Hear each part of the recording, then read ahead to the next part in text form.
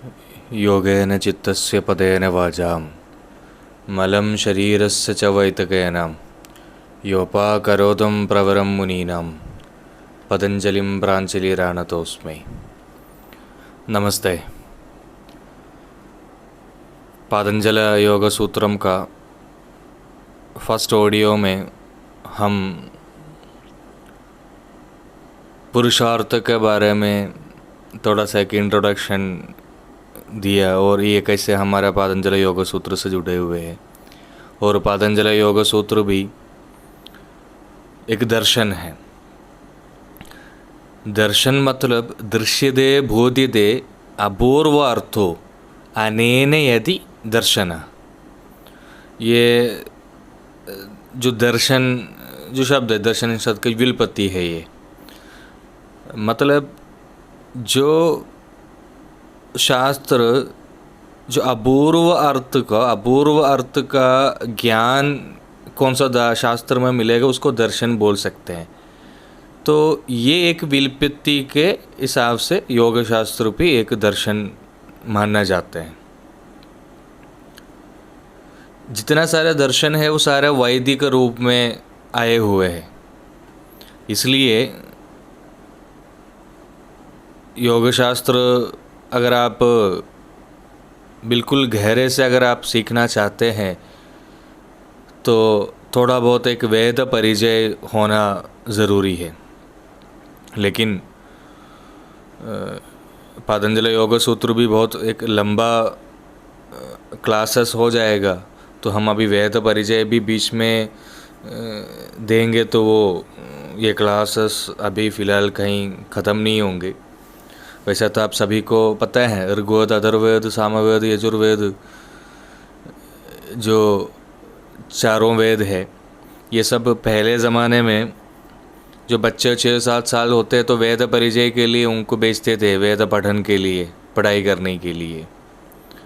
उसके बाद ये एक पर्टिकुलर कैटेगरी कुछ विभाग लोगों को अंदर ये लिमिट आ गया है। और आज का ज़माना अनित्य सुख को ज़्यादा इम्पोर्टेंट देते हैं। उस ज़माने में हम जी रहे। आज का ज़माने में शांति और पीस को कोई इम्पोर्टेंट नहीं है। इसलिए वेद को भी आज का ज़माने में कोई इम्पोर्टेंट नहीं होते। आज अगर कोई वेद को इस्तेमाल किया जाते हैं या अगर कोई यूज़ करते हैं तो वो it's just for a commercial purpose, एक कॉमर्शियल पर्पस के लिए इस्तेमाल कर रहे होंगे, लेकिन खुद का अनुभव के लिए आज का समय में कोई वेद यूज़ कर नहीं रहे। वेद टोटल 3 कांड में होते हैं, कर्म कांडम, उपासना कांडम और ज्ञान कांडम। कर्म कांडम में तकरीबन 80,000 मंत्र होते हैं, तो उपासना कांडम में 16,000 मंत्र है। ज्ञान कांड में केवल 4,000 मंत्र है। ये टोटल 4 वेदों में मिला के 1 लाख का तकरीबन मंत्र है। शंकराचार्य इसको 2 तरह का कैटेगराइज किया है, प्रवृत्ति धर्म और निवृत्ति धर्म। इस तरह का उसको अलग अलग तरह का उसको कैटेगराइज किया है। अगर वेद को स्वीकार करते हुए भी और वेद को न स्वीकार करते हुए भी भारत में तकरीबन 12 तरह का दर्शन जन्म हुआ है। ये 12 तरह का दर्शन, एक दर्शन में और अंदर और भी कई सारे दर्शन और भी जन्म हुआ है, लेकिन जो मुख्य जो है भारत में 12 तरह का दर्शन जन्म हुआ है। चार्वाकम, जैनम, बौद्धम, बौद्ध सामान्य दर्शन बोल सकते हैं, बुद्ध दर्शन में और भी कई सारे दर्शन और भी अंदर आते हैं। बौद्ध सामान्य दर्शन, वैभाषिकम, सौत्रांतिकम, योगाचारम, माध्यमिक दर्शन, ये सारा जर्तन नास्तिक दर्शन कहा जाते हैं।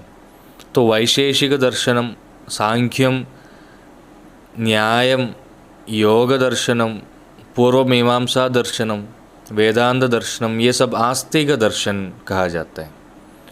तो योग दर्शन में भी इसमें आते हैं, आस्तिक दर्शन में आते हैं। नास्तिक दर्शन का मतलब अस्ति वेदे मुदर्येषां तेषाम् आस्तिगाः तथा नास्ति वेदे तदर्येषां ते नास्तिगाः। ये है जो भारतीय विचारधारा के अनुसार नास्तिक आस्तिक दर्शन का मतलब। ये यहाँ पे बोलने के कारण नास्तिक और आस्तिक दर्शन में ईश्वर या भगवान से कोई संबंध नहीं है। लेकिन हम ये नहीं सोचते, और हम नास्तिक मतलब हमारा इसमें हम ये सोचते हैं कि एथियस्ट है, लेकिन हमारा भारतीय विचारधारा में ऐसा कुछ है ही नहीं है। भारतीय चिंता का अनुसार नास्तिक मतलब जिसका बुद्धि वेद को स्वीकार नहीं करते हैं वो नास्तिक है, और जिसका बुद्धि वेद को स्वीकार करते हैं वो आस्तिक है। इसलिए चरवागम, जैनम, बौद्धम जैसा दर्शन है वो सारा नास्तिक दर्शन का अंदर आते हैं। और जो हम अभी पढ़ने जा रहे योग दर्शन, ये आस्तिक दर्शन है, क्योंकि ये वेद को स्वीकार करते हैं। लेकिन जो योग लेते आते हुए एक प्रमाण, जो हम योग सूत्र आगे पढ़ते समय उसमें एक प्रमाण एक जगह पे वेद को निषेध करते हैं या वेद को प्रमाण को निषेध करते हैं। इसलिए योग को जो भाष्यकार व्यास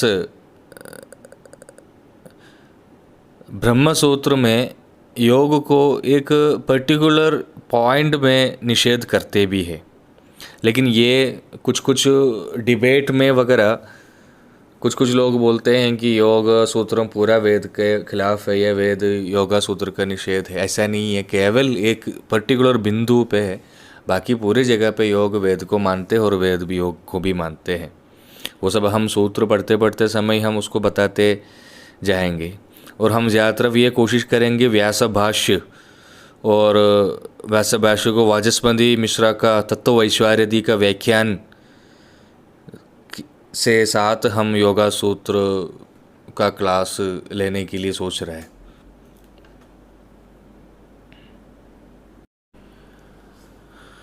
वाचस्पति मिश्र योग सूत्र का जो लिखी हुई है व्याख्यान है तत्व वैश्वर्यादि, वो है सबसे प्रसिद्ध, और उसका बेस पे होगा हमारा क्लास।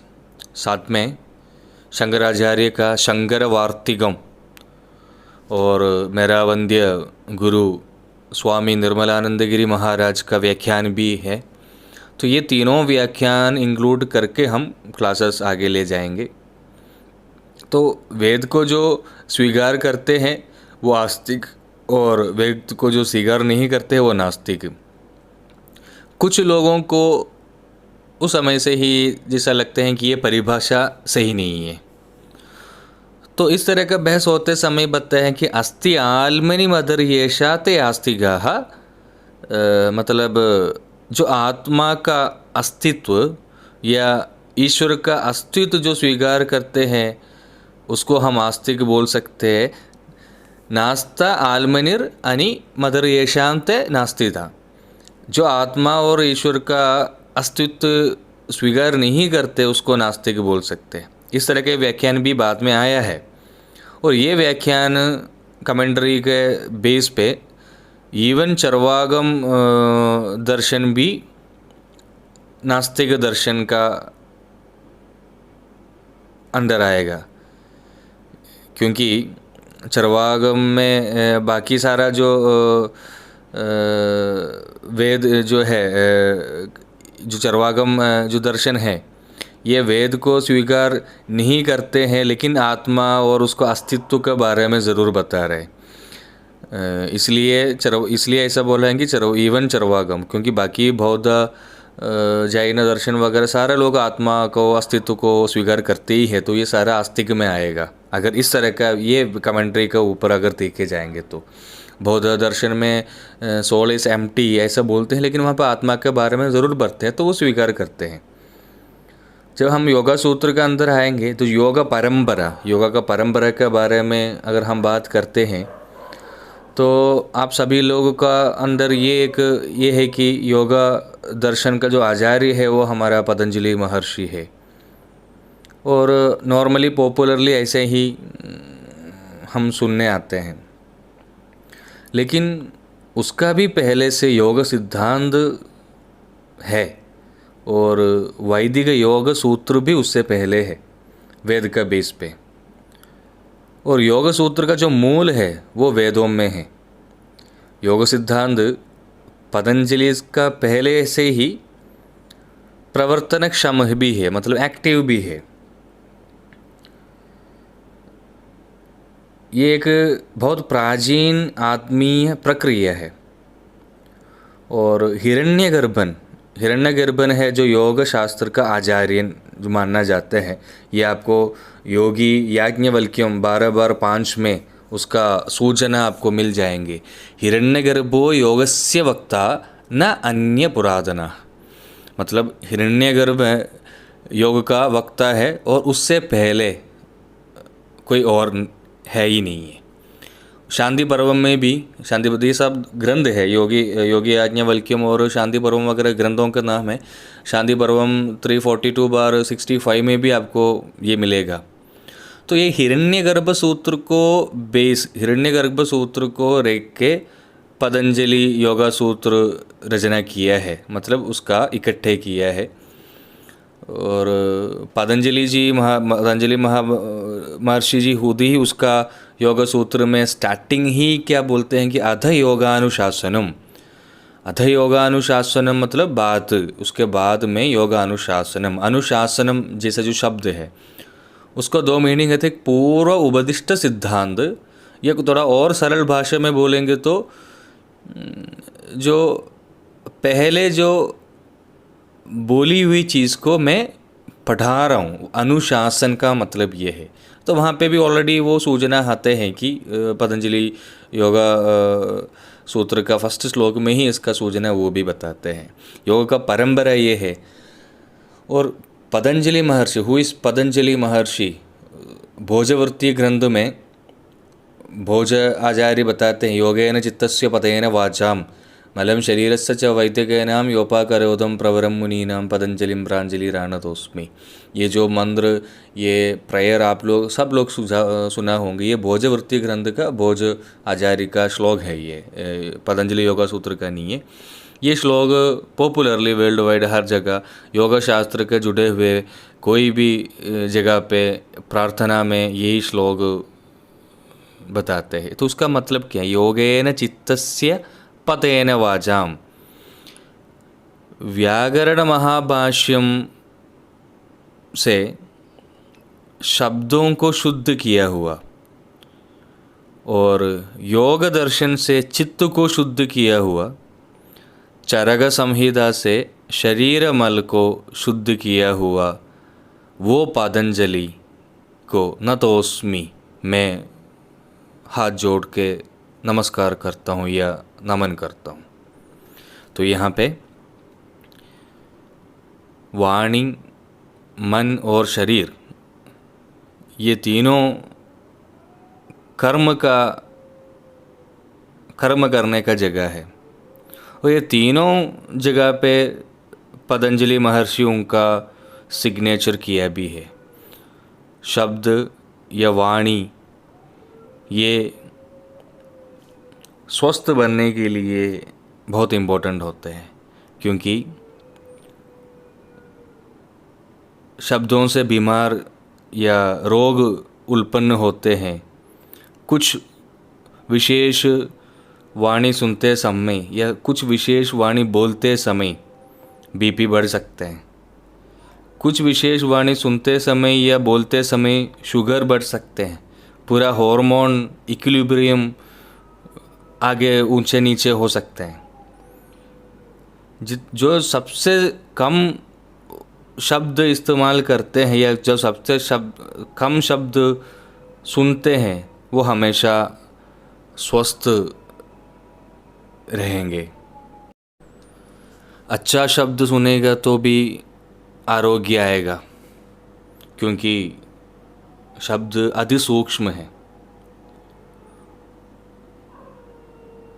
किसी एक व्यक्ति का भाषा अगर अच्छा हो तो उनको स्वस्थता आएगा।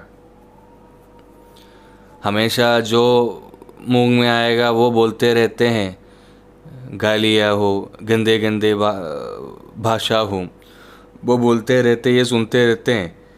और ऐसा लोगों के साथ दोस्ती भी हो, उनको आरोग्य होना बहुत मुश्किल है। जो माँ उनका बच्चों के साथ इस्तेमाल किए वो जो भाषा है वो बच्चे के आरोग्य, जो टीचर सिखाते वो नहीं। पति पत्नी के साथ, पत्नी पति के साथ जो भाषा इस्तेमाल करे वो उनका आरोग्य है। जो गंदे गंदे शब्द से जुड़े हुए संभाषण या भाषण, रूक्ष शब्द से जुड़े हुए भाषण, किसी को दुख देने तरह भाषण, किसी एक दूसरे के साथ झगड़ा होने वाले भाषण, किसी को तृप्ति न होने वाला भाषण, ये सब बहुत जल्दी हमको रोग में लेके आएंगे। आपने जहाँ जन्म हुआ वहाँ का माहौल, प्रदेश, आप जिस चीज़ के साथ संबंध रखते हैं, वो आप जो मूवीज़ देखते हैं, वो सीरियल देखते हैं, वो जो गाना सुनते हैं, वो जो बुक्स पढ़ते हैं, वो ये हर जगह ये सब आपका भाषा को निर्णय करते हैं, ये भाषा डेवलप करते हैं। शब्द जब अच्छा होगा, जब आप शब्द शास्त्र सीखेगा या व्याकरण शास्त्र सीखेगा, क्योंकि पतंजलि जी बताते हैं व्याकरण महाभाष्य में, शब्द सारे चित्त भ्रम कारण है। शब्द जालम महारण्यम चित्त भ्रम कारणम। ये विवेक चूड़ामणि, शंकराचार्य का विवेक चूड़ामणि में बताते हैं, जितना भी शब्द है वो सारा चित्त भ्रम का निदान है, चित्त भ्रम कारण है। भ्रम के बिना अगर शब्द अगर आप उपयोग करने के लिए अगर सीख लिया तो चित्त शांत हो जाएगा। पाणिनि सूत्र को बहुत बढ़िया भाष्य रचना किया हुआ है, और वो पाणिनि सूत्र का जो भाष्य है वो है व्याकरण महाभाष्यम, वो पतंजलि महर्षि जी ने किया है। इसलिए यहाँ पे बताया है पतेन वाचा। वो पतेन वाचा का कमेंट्री में पतेन वाचा का मतलब व्याकरण महाभाष्यम से जो शब्द को शुद्ध किया हुआ, और पतंजलि योग सूत्रम से चित्त को शुद्ध किया। योगेन चित्तस्य पतेन वाचाम मलम शरीरस्य च वैदिकेनाम चरक संहिता, क्योंकि पतंजलि महर्षि ही है चरक, दोनों एक ही है। इस तरह का पंडित लोगों के अंदर बहुत ज़्यादा बहस चलते हैं। तो चरक संहिता से शरीर को शुद्ध किया हुआ, तो ये तीनों जगह पे शुद्ध किया हुआ, इसलिए ऐसा बताते हैं। और 4 पाद में पतंजलि योगा सूत्रम का रचना किया हुआ है। वो है समाधि पादम, साधना पादम, विभूति पादम और कैवल्य पादम। इसको सविकल्प या निर्विकल्प पाद भी बोलते हैं समाधि पाद को, वो है पहला। और समाधि पाद में ही है संप्रज्ञातम, असंप्रज्ञातम, या स्थूल वस्तु समाधि, सूक्ष्म वस्तु समाधि, आनंद समाधि, अस्मिता जैसा सब प्रज्ञद समाधि का बारे में भी बताते हैं। और कुछ लोग उसको सबीज समाधि या निर्बीज समाधि भी बोलते हैं। ये सब एक ही है। ये सारा का वर्णन प्रथम पाद में है। अभी केवल एक खंडन समरी बता रहा हूँ। अभी हम आगे सूत्र एक एक सूत्र निकाल के हम उसका बताएंगे। और यही पाद में समाधि में पहुंचने के लिए, उसको सिखाने के लिए मैत्री, करुणा, मुदिता, उपेक्षा, इस तरह का जो चित्त को संतुलित करने वाला, इक्विलिब्रेट करने वाला चीज़ें भी यही फर्स्ट पाद में बताते हैं। आप किस किस के साथ मैत्री रखना है, किसके साथ मैत्री नहीं रख सकते हैं। मैत्री मतलब इंटीमेसी या फ्रेंडशिप या संबंध या रिलेशनशिप, इस तरह का हम कुछ बोल सकते हैं। अगर कोई हमारे साथ मैत्री दिखाया तो भी हमको वहाँ पे सूक्ष्मता चाहिए। आपका एज का मुताबिक या एज के बहुत ज़्यादा डिफरेंस हो उनके साथ आप मैत्री नहीं कर सकते और उनका मैत्री आप स्वीकार भी नहीं कर सकते। हमारे संस्कार से अलग से कोई और संस्कार से कोई अगर आके मैत्री के लिए आया तो भी उनके साथ मैत्री नहीं स्वीकार कर सकते। हमारा हमसे अलग फिनेंशियल सोशल डिफरेंस हो उसका भी मैत्री स्वीकार नहीं कर सकती। ये सारा मैत्री अच्छा नहीं है, सारा मैत्री हमको फंसाएंगे बाद में। स्त्री और पुरुष का मैत्री भी बहुत ध्यान से रखना होते हैं, क्योंकि पुरुष स्त्री को इस्तेमाल करेंगे और स्त्री पुरुष को भी इस्तेमाल करेंगे। ये सारा चीज़ों का कारण मैत्री है। मैत्री का मतलब केवल एक फिजिकल रिलेशनशिप नहीं है। मैत्री के बाद इट में बी ए पार्ट ऑफ मैत्री, हो भी सकता है नहीं भी हो सकता है, लेकिन ये यहाँ पे एक मेजरमेंट नहीं है। मैत्री हमेशा आपका सम मतलब इक्वल लोगों के साथ मैत्री होना सबसे बेहतरीन है। और कोई अन्य व्यक्ति का ग्रो अप में या कामयाबी में अगर मन दुख जाते हैं या जलन होते हैं या जो हमारे पास नहीं अगर उनके पास है तो हमको अस्वस्थ होते हैं या उनका जैसा होने के लिए हम कोशिश करेंगे, ये सब हम हमारा चित्त को गड़बड़ कर देते हैं। ये मुदीदा है। किसी अन्य व्यक्ति का कामयाबी में वो बहुत खुशी से देखेंगे और उसको हम तृप्त सेटिस्फाइड होना चाहिए। और जो दुखी व्यक्ति को देखते समय स्वाभाविक रूप में करुणा आना चाहिए। पहले ज़माने में छोटे बच्चे के सामने जो पेरेंट्स कोई जीवी वगैरह को या जानवर वगैरह को मारते नहीं था। बच्चों के सामने सांप वगैरह कोई आया तो उसको भी कभी मारते नहीं था, क्योंकि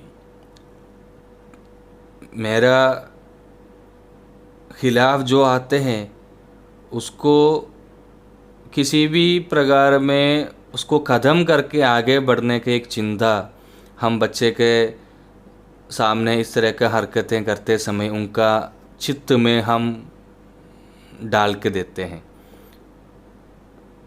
जब उनका खुद का माता पिता उनका खिलाफ होते समय भी वो भी उसको ख़त्म करने के लिए ही सोचतेंगे। ये जो लेसन हमने ही उसको सिखाया है, लेकिन हमको वो याद ही नहीं रहते।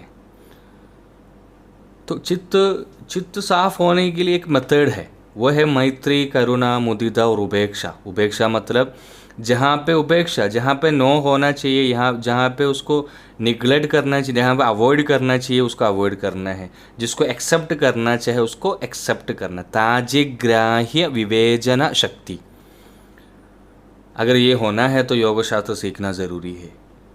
ये सारा चीज़ प्रथम पाद में वर्णन करते हैं। दूसरा पाद में साधना पाद है। ये सारा हम सूत्र लेते समय और एक्सप्लेन करते जाएंगे। दूसरा जो पाद है वो साधना पाद है। तपम, जपम, ईश्वर प्रणिधानम, इस तरह का सारे चीज़ें जो सामान्य साधना में गिना जाते हैं। विवेक, वैराग्य आदि का भी आवश्यकता होते हैं, और ये सारा साधना पाद में बताते हैं। दुखमेव सर्वम विवेकिनः, जैसा सूत्र वगैरह ये सब ये साधना पाद में निरूपण किया हुआ है। और यम नियमादि अष्टांग योग का भी जो यम नियम, प्राणायाम, प्रत्याहारम, इस तरह का जो अष्टांग योग का जो वर्णन भी यही पाद में होते हैं। वो तीसरा पाद में विभूति पाद है, जो साधना पादम से जो धारणा, ध्यानम, समाधि, इस चीज़ का जो वर्णन करने के बाद उसका विभूति प्राप्ति के लिए अनिवार्य होते हैं, वो भी अनिवार्य है। त्रयम अंतरंगम पूर्वेभ्य, उसका जो वर्णन है, विभूति करने का जो वर्णन है, वो ये तीसरा पाद, ये विभूति पाद में बताते हैं। ये पाद में बहुत अलग अलग तरह का सिद्धि के बारे में, मिराकल्स, सिद्धि के बारे में भी बताते हैं। जितना सारा सिद्धि है वो सारा सिद्धि ये विभूति पाद में ये विभूति है। जो सिद्धि कमाने से पूरा दुनिया आपका वश हो जाते हैं, ये पतंजलि को पहले ही पता था। और जो सिद्धि कमाने से आप खुद लोग पूज्य हो जाते हैं, ये भी पतंजलि खुद बताते हैं। ते समाधा उपसर्गा विद्योना सिद्धयः, पतंजलि योगा सूत्र का ही एक श्लोक है। मतलब सिद्धि समाधि को एक विघ्न है, मतलब सिद्धि समाधि तक आपको ले जाने के लिए थोड़ा सा तकलीफ देने वाली एक चीज़ है। इसलिए पतंजलि जी सिद्धि को बहुत ज़्यादा महत्व नहीं गिनते हैं पतंजलि योगा सूत्र में, क्योंकि सिद्धि आपका मन को एकाग्रता, जो कंसंट्रेशन लेवल या बिल्कुल कंसंट्रेशन हो जाते हैं तो ऑटोमेटिकली होने वाली एक चीज़ है। और आप ये कंसंट्रेशन खुद जानबूझकर अगर लेंगे तो आप मजीशियन बन जाएगा। मजीशियन और सिद्ध का डिफरेंस ही यही है, एक दूसरा एक स्वाभाविक रूप में होते हैं, दूसरा आप जानबूझकर होते हैं। और इसका सब अत्यंतिक सिद्धि कैवल्यपाद में है। कैवल्यपाद में आपको मोक्ष के लिए और समाधि के लिए रास्ता दिखाते हैं, तो वो कैवल्यपाद में बताते हैं। तो नॉर्मली एक क्वेश्चन हमारा मन में आएगा, तो फिर ऐसा है तो सिद्धि ये सारा सिद्धियां वगैरह अगर समाधि के लिए, मोक्ष के लिए, समाधि के लिए अगर विघ्न है तो फिर क्यों वर्णन किया है? तो वहाँ पे भी पतंजलि के कमेंट्री में आते हैं, तोषवेदी में वगैरह, सिद्धि जब दिखाएंगे तो दूसरे को भी, मुझे भी ये सीखना है, वो इच्छुक अंदर आएगा, वो भी योगा सीखने के लिए आएंगे, जिसका चित्त विक्षिप्त है। तो विक्षिप्त चित्त वगैरह क्या है वो सब हम आगे पढ़ेंगे। इसलिए वो इस तरह का सिद्धि वहाँ पे बताते हैं वो, क्योंकि बाकी लोगों को भी इच्छा होने के लिए। कुछ लोग ये सिद्धि से पैसा कमाना शुरू करेंगे, कॉमर्शियल बनाएंगे सिद्धि को भी। जब वो उनको कॉमर्शियल बनने की इच्छा होता तब वो क्या करेंगे, वो उसको प्रदर्शन करने शुरू करेंगे, सिद्धि को एक्सपोज करने शुरू करेंगे और बहुत खूब पैसा भी कमाएंगे, लेकिन उसका एकाग्रता या कॉन्सेंट्रेशन गायब हो जाएगा, साथ के साथ सिद्धि भी चले जाएगा। फिर क्या करते हैं ये लोग, फिर ये जो पहले बहुत पुराना समय में जो सिद्धि था, उस समय में जो भी किए हुए चीज़ें वगैरह, बहुत सारे लोगों को, उनको जो भक्त लोगों को बोलवा के वो भक्त लोग वो बार बार वो पुराना वाला कहानियाँ बार बार सबको बताते रहेंगे। और ये बड़े बड़े समाज के बड़े बड़े लोग गवाह बन के, जज, मंत्री, बड़े बड़े वीवीआईपी लोग वगैरह ये सिद्धं का जो सिद्धि के बारे में तारीफ करते रहेंगे तो लोग जनता विश्वास करेंगे। लेकिन सिद्धि तो कब से गायब हो गया होगा।